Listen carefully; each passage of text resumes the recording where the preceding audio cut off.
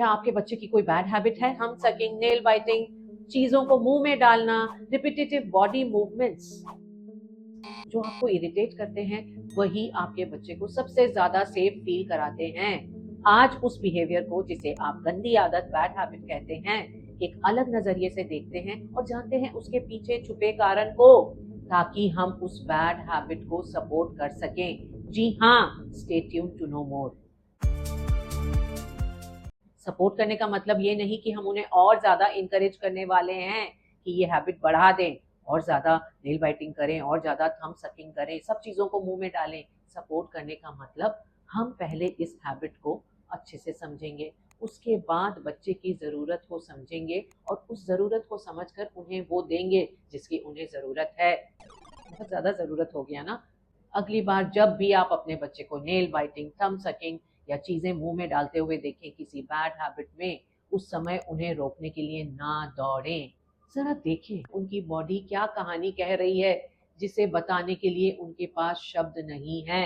सच तो ये है कि हम हर बार जब उन्हें उस हैबिट से रोकते हैं, उस हैबिट को हम और गहरा कर देते हैं, क्योंकि जब हम उस हैबिट के लिए उन्हें रोकते हैं, टोकते हैं, हमने उन्हें खुद की कहानी बताने से स्टॉप कर दिया और वो हैबिट और गहरी होती जाती है। बच्चे की उन आदतों, जिन्हें हम बैड हैबिट्स कहते हैं, इसका एक नाम है BRB, body repetitive behaviours.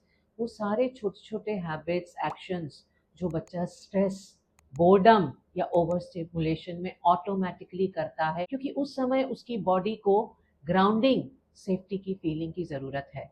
Nail biting, thumb sucking, चीजें मुंह में डालना, बालों को ट्विर्ल करते रहना, स्किन पिकिंग, टैपिंग, रॉकिंग, हर समय constant movement, biting the lips, ये सारी आदतें जिन्हें हम बैड हैबिट्स कहते हैं, ये बैड हैबिट्स हैं ही नहीं, ये बॉडी बेस्ड कोपिंग टूल्स हैं, जिनका इस्तेमाल करके वो अपनी फीलिंग्स और सिचुएशन से कोप कर रहे हैं। बॉडी रिपीटेटिव बिहेवियर्स या गंदी आदतों को अच्छे से समझकर उन पर काम करना है, तो पहले एक सवाल का जवाब दें। हमारे कितने सेंसेस हैं? आप कहेंगी 5। Sight, sound, smell, touch and taste. पर बच्चों के 5 नहीं, 7 सेंसेस होते हैं। उन सातों सेंसेस को आप अच्छे से समझ लें तो बॉडी रिपीटेटिव बिहेवियर्स की जितनी भी प्रॉब्लम्स हैं, उन्हें ऑलमोस्ट अच्छे से समझ सकते हैं। डेवलपमेंट के लिए इन्हें 2 एक्स्ट्रा सेंसेस की जरूरत है, वेस्टिबुलर मूवमेंट एंड प्रोप्रियोसेप्शन। ऐसे भारी भारी वर्ड्स जिन्हें बोलने में ही दिक्कत हो रही है, बच्चा उनको अपने साथ लेकर चलता है। इन्हें थोड़ा आसान करके समझते हैं।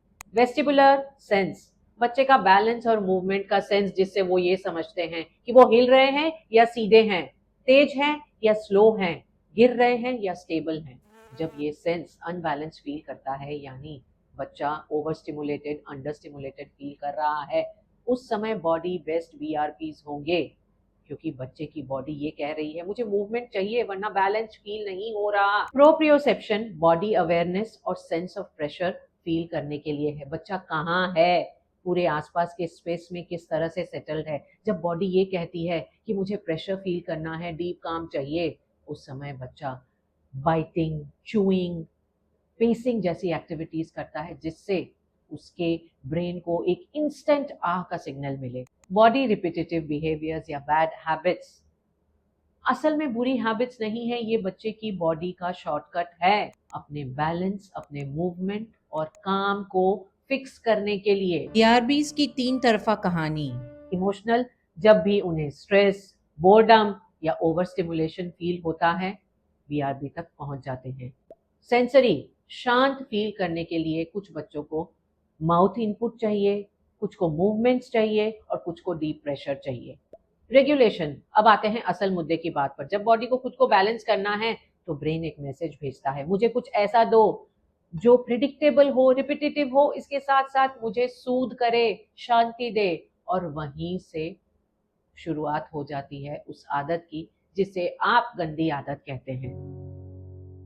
ओरल बिहेवियर, कोई भी ऐसा बिहेवियर जो माउथ से रिलेटेड है। जब खुद को बैलेंस करने के लिए बच्चा माउथ इनपुट का इस्तेमाल करता है। जॉ एंड ब्रेन का कनेक्शन एक ऐसा कनेक्शन है जिसने हमें सबसे पहले सूदिंग सिखाई, सबसे पुरानी मैकेनिज्म, क्योंकि जब से हम पैदा होते हैं फीडिंग, ब्रीदिंग, माउथ के पास मदर का वार्मथ, ये सारी चीजें हमें सेफ्टी की फीलिंग कराती है। तो ज्यादातर बच्चों का बीआरबीज ओरल इनपुट होता है। टच बिहेवियर, स्किन को पिक करना, बालों को छेड़ते रहना, आईब्रोज को स्ट्रोक करना, चीजों को छूते रहना, इस तरह के बिहेवियर से बच्चों को रिपीटेटिव मूवमेंट्स मिलता है और उनके अंदर जो कैओस मचा हुआ है, जो अशांति है, वो कम हो जाती है। मूवमेंट बिहेवियर, गोल गोल चक्कर काटना, दौड़ना, जंप करना, रॉक करना, टैपिंग करना, इस तरह के बिहेवियर से बच्चे की बैलेंस की नीड पूरी होती है। बीआरबीज ट्रिगर होते हैं, बच्चे को कुछ नीड हुई और उस समय वो बिहेवियर ट्रिगर हुआ। इन ट्रिगर्स का एक पैटर्न है। ट्रांजिशंस, जब बच्चे किसी ट्रांजिटरी फेज में हैं उस समय बीआरबीज ज्यादा होते हैं। जब वो स्कूल से घर आए, प्लेग्राउंड से होमवर्क करने बैठे, इन ट्रांजिशंस के दौरान उनका बॉडी रिपीटेटिव बिहेवियर बढ़ जाता है। जब बच्चे बहुत ज्यादा थके हुए हैं, इन आदतों पर ज्यादा जाते हैं। Over stimulation, malls, screen, parties, इस समय आप देखेंगे कि बच्चे उन बिहेवियर्स को ज्यादा करते हैं जिन्हें आप बैड हैबिट्स कहती हैं। कोई नया इन्वायरमेंट इन एक्टिविटीज को बढ़ा देता है। जब बच्चे फियर, प्रेशर, किसी तरह की स्ट्रेस को फील कर रहे हैं, उस समय ये एक्टिविटीज बढ़ जाती हैं। बीआरबी से रिलेटेड हम पेरेंट्स की सबसे बड़ी गलती क्या है? जब भी हम बच्चे को उस हैबिट में देखते हैं, हम क्या कहते हैं? फिर से सब देख रहे हैं। गंदी बात, बड़े बच्चे ऐसा नहीं करते, तुम कब सीखोगी?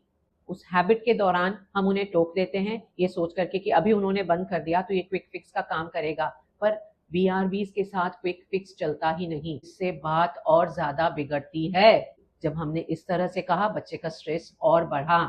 उस स्ट्रेस को वो कैसे कोप कर रहे हैं? उस बिहेवियर से, तो वो बिहेवियर भी और ज्यादा स्ट्रांग होगा और बढ़ेगा। अब तक आप समझ गए होंगे कि ये क्विक फिक्स क्यों नहीं चलता। अब क्या करें? हमें ये देखना है कि उनकी क्या नीड्स है, बैलेंस की, प्रेशर की या काम की।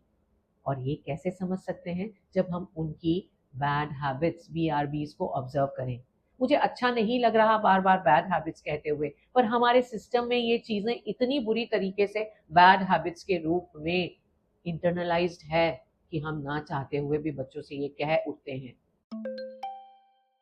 बच्चे की हैबिट्स आपको बता रही हैं, उन्हें ओरल इनपुट चाहिए, तो आपको उन्हें इस तरह की एक्टिविटीज करानी है जो उनकी हैबिट्स को रिप्लेस करे, रिप्रेस नहीं। आप उन्हें क्रंची स्नैक्स दे सकते हैं, च्यूई ट्यूब्स दे सकते हैं, सिलिकॉन स्टिक्स दे सकते हैं, ब्लोइंग बबल्स और ठंडे पानी के स्प्लैशेस भी बहुत हेल्प करते हैं। उनकी एक्टिविटीज बताती हैं कि उन्हें मूवमेंट और प्रेशर की जरूरत है। उस समय आप उन्हें टाइट हग्स दे सकते हैं, गोद में बिठा करके उनके कंधों पर हल्का सा प्रेशर दे सकते हैं, स्क्वीजी टॉयज, स्ट्रेस बॉल्स दे सकते हैं। एक एक्टिविटी जो बहुत हेल्प करती है, that is pressing the palms. उन्हें ये सिखाएं, कुछ सेकेंड्स के लिए अपने दोनों हाथों की पाम्स को थोड़ा टाइटली प्रेस करें, ये बहुत हेल्प करता है। उनकी हैबिट्स अगर मूवमेंट रिलेटेड हैं तो आप थोड़ा गाइडेड मूवमेंट कराएं, उन्हें डांस करवाएं, रनिंग, स्प्रिंटिंग, एनिमल वॉक्स करा सकती हैं। कौन सा एनिमल किस तरह से चलता है, दे गेट सूदेड वेरी क्विकली। इस तरह की एक्टिविटीज कराएं जिससे उनकी मूवमेंट की नीड अपने आप सूद हो जाए, तो वो रिपीटेटिव मूवमेंट बंद हो जाएगा। जब आप उनकी एक्टिविटीज को रिप्लेस कर दे रही हैं, रिप्लेस करने की बजाय, तो ये फिक्सेस नहीं होते, रेगुलेटरी टूल्स बन जाते हैं। आपके बच्चे का बीआरबी सेफ है, आप खुद हैंडल कर सकती हैं। कुछ चीजें ध्यान देने की है, अगर उनमें से कुछ सिम्टम्स मिले तो आपको स्पेशलिस्ट या काउंसलिंग की मदद लेनी है।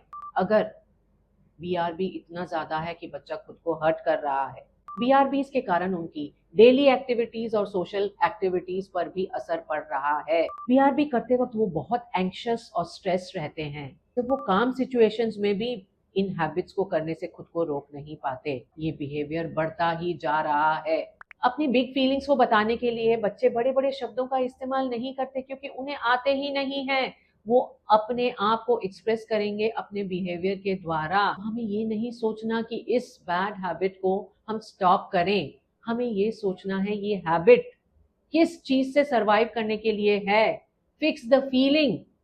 उनकी अंगुलियों, अंगूठे या हाथों को फिक्स नहीं करना है। ये बॉडी बिहेवियर तो प्रॉब्लम है ही नहीं, ये तो वो सोल्यूशन है जो उन्होंने खुद से खोजा है, खुद को काम से फील कराने के लिए। अब जब आप जड़ तक पहुंच गई हैं, आपको पता है कि ये हैबिट क्यों है, तो आप उन्हें बेटर सोल्यूशन दे सकती हैं ना, है कि नहीं?